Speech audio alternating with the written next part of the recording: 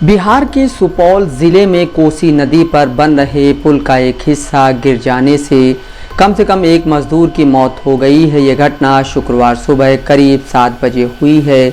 इस घटना में 10 अन्य मजदूर घायल भी हुए हैं। यह पुल सुपौल जिले के बकौर से भेजा के बीच बन रहा है। यह केंद्र सरकार की परियोजना का हिस्सा है।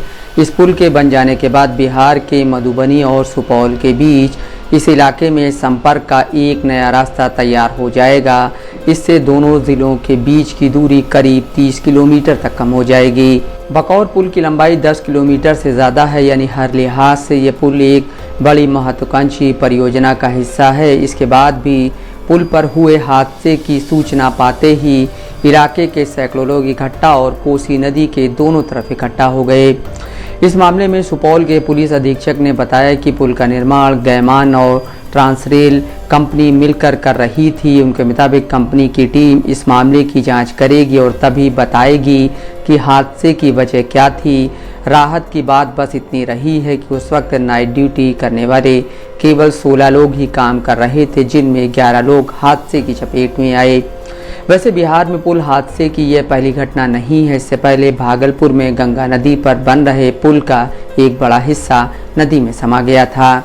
बिहार में बीते 4 साल में इस तरह के करीब 10 पुल हादसे हो चुके हैं। सुल्तानगंज अगवानी ब्रिज पिछले साल बिहार में गंगा नदी पर बन रहे पुल का एक हिस्सा गिर गया था। यह पुल करीब 1717 करोड़ की लागत से भागलपुर जिले के सुल्तानगंज और खगड़िया जिले के अगवानी नाम की जगह के बीच बन रहा था।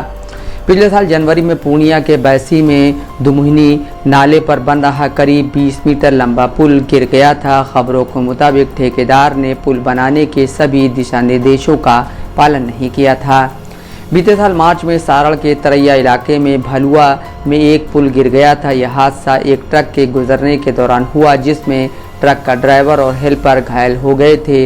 यह पुल अंग्रेज़ों के ज़माने में बनाया गया था। जनवरी 2023 में दरभंगा जिले के कुशेश्वर स्थान में कमला नदी पर बना पुल गिर गया था। उस दौरान रेत से लदा एक ट्रक पुल के ऊपर से गुजर रहा था। इस पुल का निर्माण साल 2004 में हुआ था। बिहार के बेगूसराय जिले में दिसंबर 2022 में बूढ़ी गंडक नदी पर बने पुल का एक हिस्सा टूटकर नदी में गिर गया था। इस पुल का उद्घाटन भी नहीं हो पाया था और इसके एक हिस्से में पहले दरार देखी गई थी, उसके बाद यह टूट कर गिर गया। जून 2022 को बिहार के सहरसा में कोसी तटबंध पर बन रहा पुल गिर गया था। खबरों के मुताबिक यहाँ पुल निर्माण के लिए जारी गाइडलाइंस की अनदेखी की बात की गई थी। इस हादसे में कुछ मजदूर जख्मी भी हुए थे।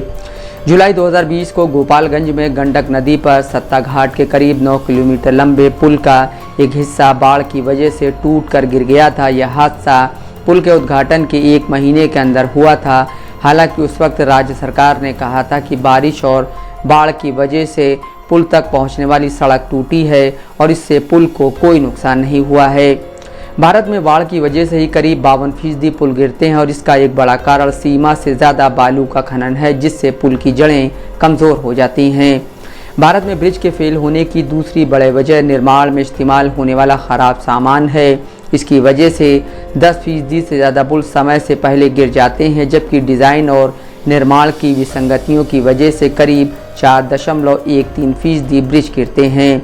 सुपौल में जिस ब्रिज पर हादसा हुआ है वह करीब 1200 करोड़ रुपए की लागत से तैयार हो रहा है। मोन्टू राजा, दस्तक लाइव न्यूज़।